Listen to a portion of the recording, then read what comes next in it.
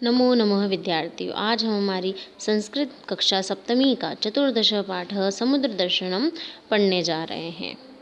चतुर्दश पाठ समुद्र दर्शनम पंचमी विभक्ति का प्रयोग किया गया है। इसमें विशेषतः उपस्थापनम प्रयोगाभ्यास विधि पूर्वतन पाठेभ्य अवगच्छन्तु हम पर कुछ उदाहरणों के माध्यम से यह दर्शाया गया है कि पंचमी विभक्ति का जो प्रयोग है वो किस प्रकार किया जाता है।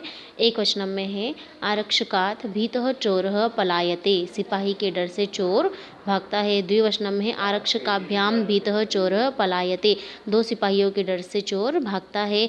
बहुवचनम आरक्षकेभ्यः भीतः चोरः पलायते, बहुत से सिपाहियों के डर से चोर भागता है। पश्चात है महिलायाः भिक्षुकः अन्नम नयति, महिला से भिखारी अन्न ले जाता है। महिलाभ्याम भिक्षुकः अन्नम नयति, दो महिलाओं से भिखारी अन्न ले जाता है। महिलाभ्यः भिक्षुकः अन्नम नयति, बहुत सी महिलाओं से भिखारी अन्न ले जाता है। पश्चात है नेत्रात् अश्रुः पतति, आँख से आंसू गिरते हैं। उसके बाद है द्विवचन में नेत्राभ्याम अश्रुः पतति, दो आँखों से आंसू गिरते हैं। उसके पश्चात है बहुवचन में नेत्रेभ्यः अश्रु पतति, आँखों से आंसू गिरते हैं। हमारा पाठ है अस्माकं धरायाः अधिकाधिकः भागः समुद्रैः आच्छादितः अस्ति। भारतस्य दक्षिणभागे हिन्दमहासागरः, पश्चिमे अरब सागरः, पूर्वभागे च बंगखाड़ी वर्तते। देखिए हमारी धरती पर अधिक से अधिक भाग जो है वो समुद्र से ढका हुआ है। भारत के दक्षिण भाग में हिंद महासागर, पश्चिम में अरब सागर व पूर्व में बंगाल की खाड़ी है। भारतस्य अनेकानि नगराणि समुद्र तटे स्थापितानि सन्ति। देखिए भारत के बहुत सारे नगर ऐसे हैं जो समुद्र तट पर स्थापित किए गए हैं या स्थापित है। तेषु मुंबई, चेन्नई, गोवा, पुरी, कोच्चिन, सूरत इत्यादीनि नगराणि प्रमुखानि सन्ति। उनमें से देखिए मुंबई, चेन्नई, गोवा, पुरी, कोचीन, सूरत, ये सभी जो नगर है, ये प्रमुख नगर जो है वो समुद्र तट पर बसे हुए हैं। पर्यटक स्थलेषु एतेषां गणना भवति। देखिए पर्यटक स्थलों में इनकी गणना की जाती है, अर्थात ये पर्यटकों को प्रिय स्थलों में आते हैं। अहम गत वर्षे षष्ठ कक्षायाम आसम, मातृपित्रोः इच्छानुसारम् 80% अंकेभ्यः सफलताः प्राप्तवान्। मातृपित्रोः प्रसन्नताया सीमा न आसीत्। पिता अवदत् वद भवतः का इच्छा। तदा अहम् उक्तवान् यत् समुद्रदर्शनं कर्तुम् इच्छामि। अस्तु इति पिता अवदत्। कतिचन दिनानन्तरं पिता सायंकाले रेलयानस्य आरक्षणचिटिकां दर्शयन् वदति सर्वे सिद्धा भवन्तु, श्वः वयं गृहात् मुम्बईनगरं गमिष्यामः। तत्र पिता एकस्यां पान्थशालायाम् आवासव्यवस्था कृतवान्। ये इसमें एक बालक कह रहा है कि अहम गत वर्षे षष्ठ कक्षायाम आसम, अर्थात मैं पिछले साल में जो था वो कक्षा षष्ठी में था। मेरे माता पिता की ये बहुत इच्छा थी कि मैं 80% अंक से परीक्षा में उत्तीर्ण हूँ और इस प्रकार मैंने 80% अंक से सफलता भी प्राप्त की।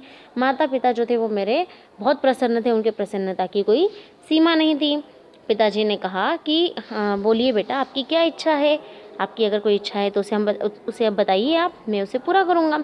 तदा अहम उक्तवान, तब मैंने कहा कि मेरी जो इच्छा है वो समुद्र दर्शन की इच्छा है, मैं समुद्र दर्शन करना चाहता हूँ। अस्तु इति पिता अवदत्, पिता ने कहा ठीक है।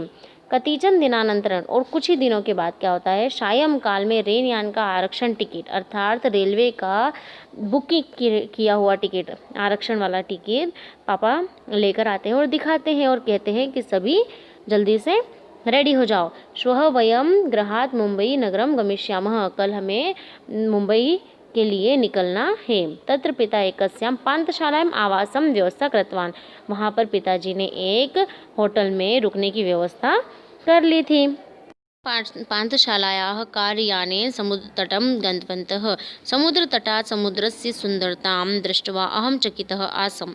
समुद्रात् उदिताः जलतरङ्गाः क्रियन्तः आकर्षकाः भवन्ति। देखिए हम लोग होटल से कार के द्वारा समुद्र तट पर गए। समुद्र तट पर जाते ही समुद्र की सुंदरता को देखकर हम सभी क्या हो गए, चकित हो गए।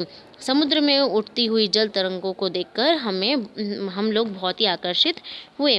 तत्र पर्यटक रूपेण विदेशीयाः जना अधिका आगच्छन्ति। वहाँ पर्यटक के रूप में विदेशी लोगों के द्वारा बहुत आया जाता है। तेभ्यः आपणिका द्विगुणितः मूल्यं गृह्णन्ति। और वहाँ पे जो दुकानें हैं वो वहाँ की दुकानें 2 गुना भाव ज़्यादा लेती हैं, या हमने देखा।